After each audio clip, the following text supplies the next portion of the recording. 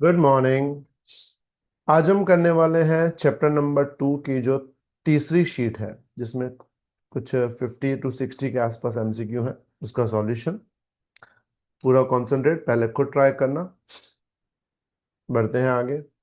A charge q is equal to 10⁻⁻⁶ coulomb is placed at origin.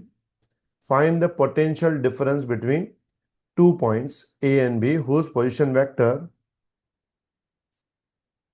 are √3i plus √3j and √6j metre respectively. बोला है कि एक charge है जो already origin में पड़ा है और हमें पोटेंशियल डिफरेंस फाइंड करना है ए और बी के बीच में। जहाँ ए पॉइंट का वेक्टर है √3i √3j, उसको मान लो R1 बोलते हैं। मतलब तुम्हें R1 दिया है, कितना दिया है R1? √3i plus √3j vector में है।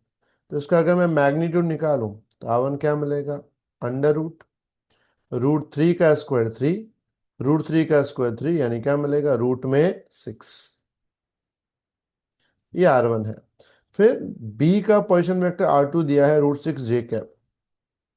R2 कितना दिया है? √6j cap. तो इसका अगर मैग्नीट्यूड निकालेंगे तो R2 क्या मिलेगा? √6, क्योंकि वो तो एक ही वैल्यू है। दोनों के बीच में पोटेंशियल डिफरेंस फाइंड करना है, तो हम लिखेंगे V is equal to V A minus V B.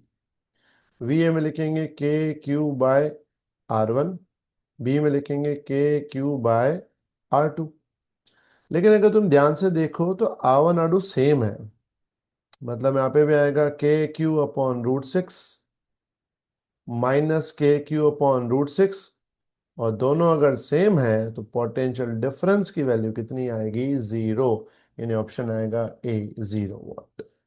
समझ आई भाई? यानी दोनों का पोटेंशियल क्या है? यहाँ पे सेम है। पोटेंशियल सेम है तो पोटेंशियल डिफरेंस जो है वो कितना आएगा? 0। बढ़ते हैं आगे, पूरा कॉन्सेंट्रेट क्वेश्चन नंबर 2 पे। 2 पे पूरा ध्यान। For parallel capacitor,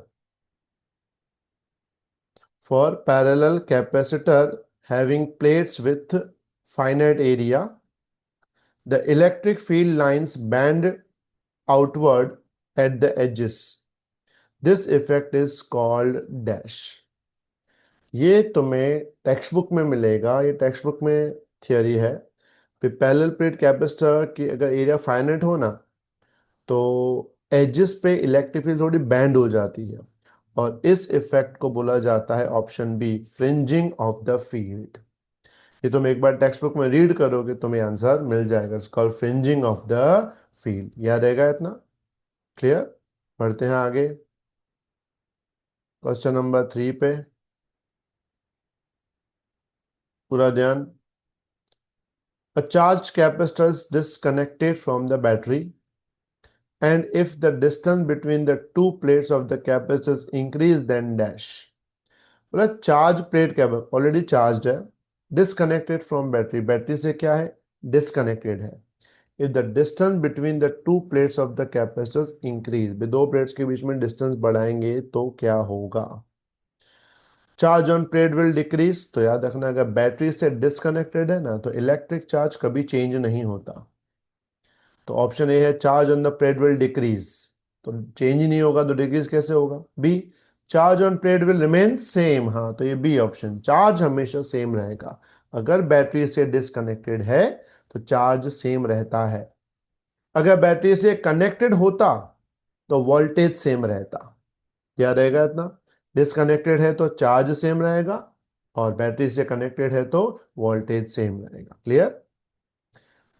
C option भी पढ़ लो, the potential difference between the two plates will decrease, मतलब ये रॉन्ग है। तो इंक्रीज वाला ऑप्शन राइट हो जाएगा। Capacitance of the capacitor will increase, नहीं, कैपेसिटेंस से तो कोई फर्क। हाँ, कैपेसिटेंस की फॉर्मूला क्या होती है? C is equal to epsilon naught A by D. यहाँ डिस्टेंस बढ़ा रहे हैं, डिस्टेंस बढ़ने से सी कम होता है, मतलब डी वाला ऑप्शन राइट होता अगर यहाँ पे इंक्रीज की जगह डिक्रीज लिखा होता। और सी वाला ऑप्शन, वी इसको पता है ईडी होता है, डी बढ़ेगा तो वी बढ़ेगा, डी बढ़ेगा तो वी बढ़ेगा, लेकिन यहाँ पे तो उन्होंने डिक्रीज बोला है, मतलब सी और डी उल्टे ऑप्शन दिए हुए हैं, समझा, इसलिए ये दोनों यहाँ पे रॉन्ग है। अगर सी में डिक्रीज की जगह इंक्रीज होता तो ये भी राइट होता, और डी में इंक्रीज की जगह डिक्रीज होगा तो वो भी राइट होगा। क्लियर? तो जब भी दो प्लेट्स पे बैटरी कनेक्टेड नहीं है और दोनों में डिस्टेंस बढ़ा रहे हैं तो चार्ज सेम रहेगा, वोल्टेज बढ़ेगा, कैपेसिटेंस कम होगा। क्लियर? चलो बढ़ते हैं आगे। नंबर 4, ये भी बढ़िया क्वेश्चन है, पूरा ध्यान। By keeping a conductor in an external electric field and from the result obtained by electrostatic, which of the following option is wrong? भाई कंडक्टर को हमने रखा है एक्सटर्नल इलेक्ट्रिक फील्ड में, हमने इस थियरी को नाम दिया था electrostatics of conductor. Electrostatics of conductor में 6 पॉइंट्स थे कि जब हम मेटल को फील्ड में रखते हैं तो सबसे पहले इलेक्ट्रिक चार्ज मेटल पे डिस्ट्रीब्यूट हो जाता है, फिर अंदर का रिजल्टेंट इलेक्ट्रिक फील्ड जीरो हो जाता है, अंदर का नेट चार्ज जीरो होता है, अंदर हर पॉइंट पे पोटेंशियल सेम होता है, इलेक्ट्रिक फील्ड सरफेस पे मिलती है लेकिन परपेंडिकुलर मिलती है, और उसमें हमने एक और टर्म पढ़ा था इलेक्ट्रोस्टैटिक शील्डिंग। ठीक है, उस पर डिपेंड है, कुछ ऑप्शन है उसमें से दिखाना है कौन सा ऑप्शन रॉन्ग है। पहला, इनसाइड, तो पहले वाले भी ध्यान देना, inside a conductor electrostatic field is zero, yes ये राइट है, फील्ड जीरो होती है। At the surface of charge conductor electric field must be perpendicular to surface, ये भी राइट है। The interior of the conductor have excess charge in static situation, ये wrong है, मतलब ऑप्शन राइट है, स्टेटमेंट रॉन्ग है। मतलब ऑप्शन आएगा तुम्हारा सी भी। स्टेटमेंट कौन सी है भाई? अंदर चार्ज है लेकिन अंदर चार्ज होता नहीं है, तो ऑप्शन आएगा सी राइट है, क्योंकि ये स्टेटमेंट रॉन्ग है, क्योंकि पूछा है कौन सा स्टेटमेंट रॉन्ग है, तो option C is wrong. D भी पढ़ लो, electrostatic potential is constant throughout of the volume of the conductor, ये भी है कि पोटेंशियल अंदर हर पॉइंट पे तुम्हें सेम मिलेगा। क्लियर? चलो आगे बढ़ते हैं इसमें,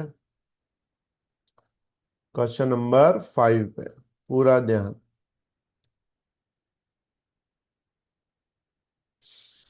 Concentrate 100%. Charge plus Q is placed at the center of circular path of radius R. The work done to bring charge plus Q from one end of the diameter to the other end of circle path in the electric field produced by the charge plus Q.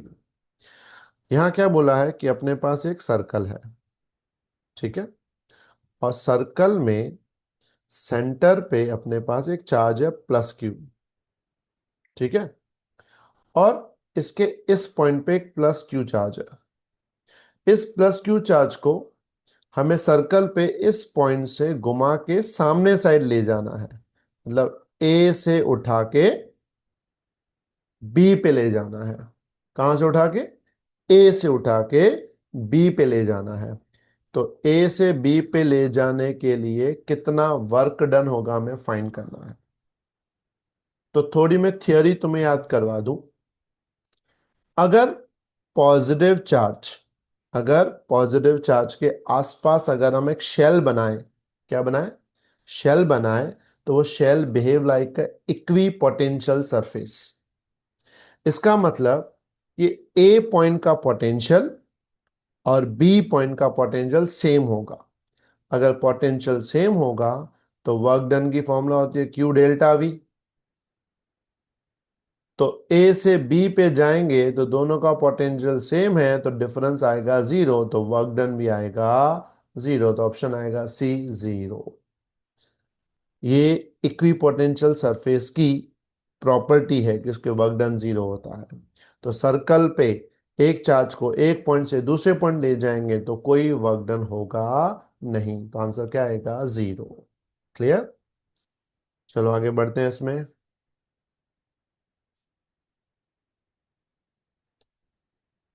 6 number बढ़िया question है, पूरा ध्यान। In parallel plate capacitor of capacitance 1 microfarad, intervening medium between the plates is vacuum. Area दिया हुआ है, centimetre square में है, तुम्हें मीटर में कन्वर्ट करना पड़ेगा। What is the distance between two plates? इसमें तो सिंपल फॉर्मूला लगानी है, C is equal to epsilon naught A by D. हमें डी निकालना है, तो डी क्या मिलेगा? Epsilon naught A by C. Epsilon naught की वैल्यू तो पता है तुमको, 8.85 10⁻²। एरिया दिया हुआ है 10⁻², लेकिन सेंटीमीटर स्क्वायर में है, तो इंटू 10⁻⁻4 अलग से आएगा। और कैपेसिटेंस 1 माइक्रोफेरेड है, मतलब 1 × 10⁻⁻6। -6 ये और ये आपस में कैंसिल हो जाएंगे, तो आंसर आएगा 8.85 10⁻12। ऑप्शन आएगा ए। क्लियर? बहुत सिंपल क्वेश्चन था ये, तो तुम्हें इजीली आ जाएगा, बोर्ड लेवल का है। पूरा ध्यान। Question number 7। When dielectric is placed in uniform field, the electric dipole moment produced per unit volume is called dash. Way dielectric जब फील्ड में प्लेस करते हैं, तो जो इलेक्ट्रिक डायपोल मोमेंट जनरेट होती है पर यूनिट वॉल्यूम, तो ये हमने डाइलेक्ट्रिक मटेरियल में पढ़ा था। Dipole moment per unit volume it's called polarisation, यानी ऑप्शन आएगा A, polarisation. Dipole moment per unit volume, हमने इसको बाउंड चार्ज बोलते हैं, और वो होता है P, P for polarization. Clear? तो याद रखना, dipole moment per unit volume is called polarization. बढ़ते हैं आगे क्वेश्चन नंबर 8 पे। पूरा ध्यान। On a four vertices of square charges plus q minus q plus q minus q are kept respectively. वे स्क्वायर पे चार्ज पड़े हैं, plus Q minus Q plus Q minus Q. Length of the each side of the square is D. पे each side की length कितनी है? D है। How much work should be done to bring a charge Q not to the centre of the square? बोला है कि ये एक स्क्वायर है जिसके पास चार्ज कौन से पड़े हैं? यहां पड़ा है plus Q, minus Q, plus Q और माइनस क्यू। बोला सेंटर पे क्यू नॉट चार्ज लाना है, तो कितना वर्क होगा? तो वर्क सिंपल होगा, क्यू नॉट इंटू पोटेंशियल। यहाँ पोटेंशियल चार चार्ज का होगा, पॉजिटिव नेगेटिव पॉजिटिव नेगेटिव, मतलब V1 plus V2 plus V3 plus V4। लेकिन अगर वैल्यू पुट करने जाएं, तो V1 की वैल्यू रखेंगे KQ/R, प्लस में रखेंगे। V2 मतलब दूसरा नेगेटिव चार्ज है, तो माइनस KQ/R आएगा। V3 प्लस चार्ज है, KQ/R आएगा। V4 में माइनस चार्ज है, तो माइनस KQ/R आएगा। तो जितना पोटेंशियल प्लस है उतना पोटेंशियल माइनस है, तो टोटल पोटेंशियल जीरो हो जाएगा। वर्क डन की वैल्यू जीरो, इन ऑप्शन कौन सा आएगा? D, zero. ऐसा सेम सम टेक्स्ट बुक में भी है, एग्जाम्पल नंबर 4, तो वो ट्राई करना, तुम्हें आ जाएगा। क्लियर? चलो आगे बढ़ते हैं, क्वेश्चन नंबर 9 पे कंसंट्रेट। पूरा ध्यान 9 नंबर पे। The electric potential energy of 2 microcoulomb charge is this. Charge दिया है, उसकी एनर्जी दी हुई है। At a point in uniform electric field the electric potential, और पोटेंशियल फाइंड करना, मतलब चार्ज दिया है यानी Q दिया है, एनर्जी दी हुई है, V फाइंड करना है। तो एक फॉर्मूला हमने पढ़ी है, U is equal to half QV। कौन सी?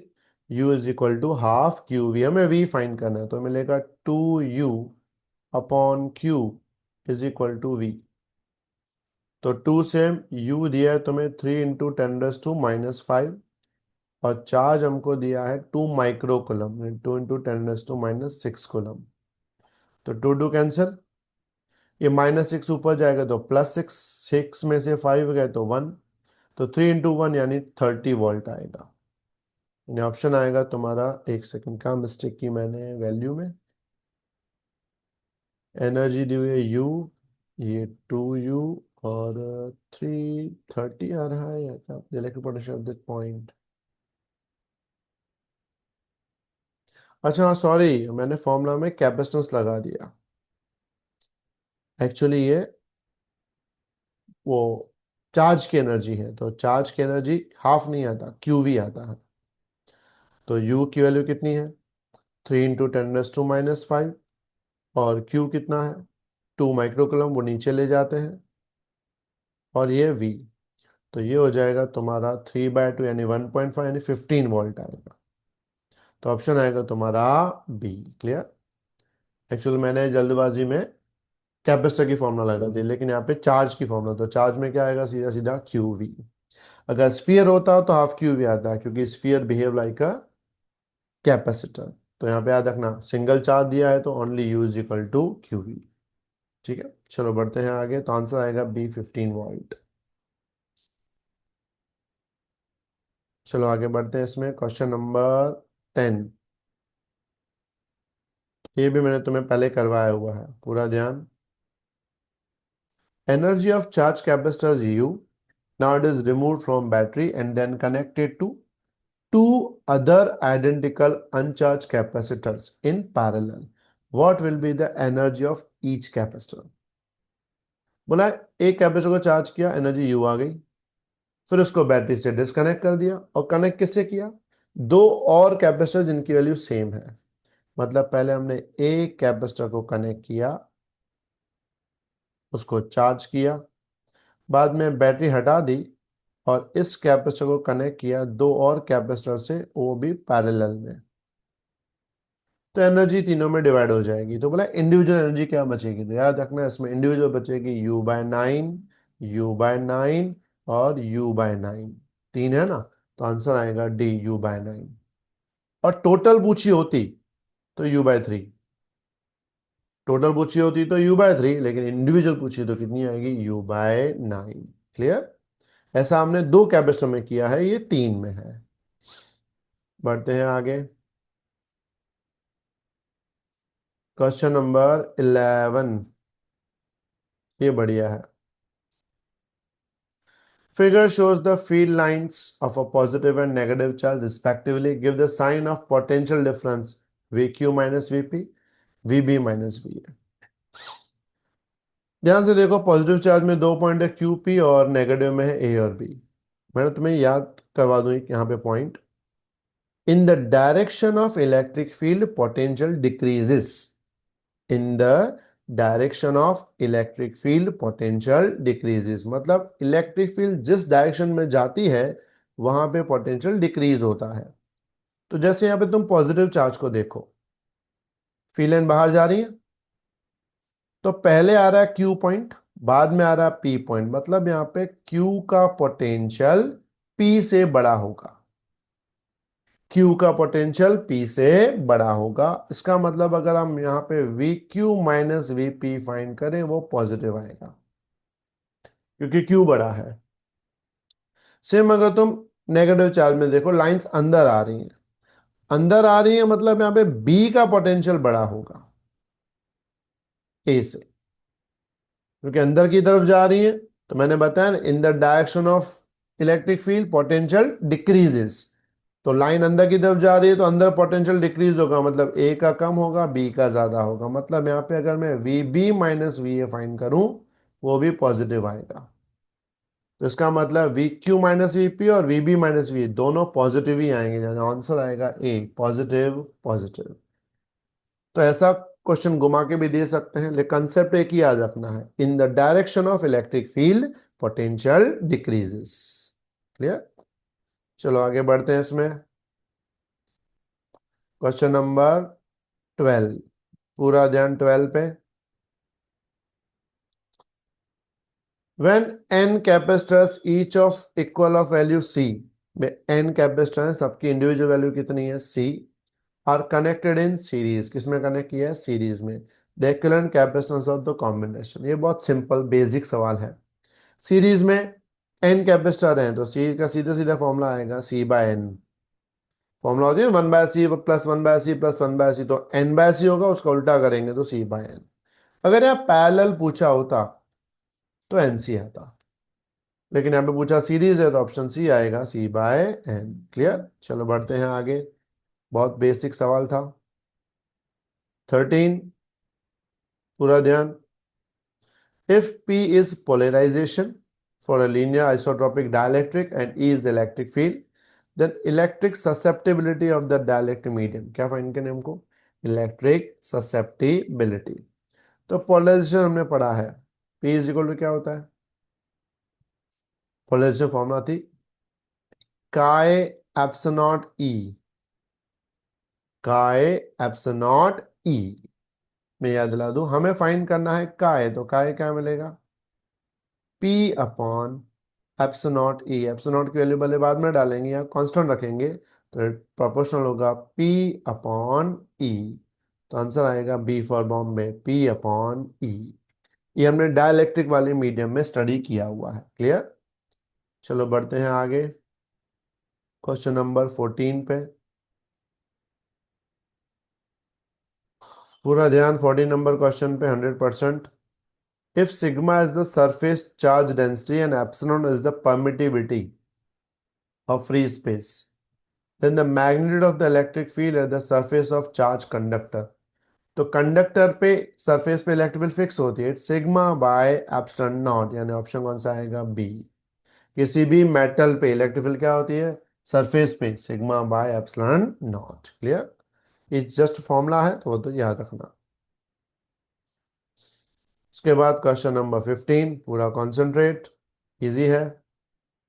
The work done to move unit test charge on equipotential surface.